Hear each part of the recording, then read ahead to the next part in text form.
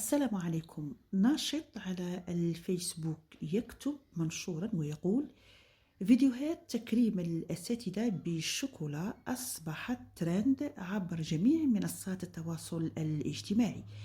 حيث قال هذا الناشط: كانوا يمدوا لهم الشوكولا، قلنا تكريم بسيط احتراما للأستاذ، معليش.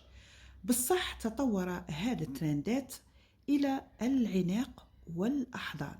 هذه طامة كبرى لما يوصل التكريم إلى طالبة تعانق وتحتضن أستاذها. هذا تصرف غير لائق ولا يجوز يحدث في مؤسسة تربوية ومع مربي أجيال. وأنهى هذا الناشط المنشور: كي الأستاذ كي الطلاب، الله يستر من الستاج اللي جاي. شكرا يا أستاذي، هذا لا يرضي الله، فاتقوا الله.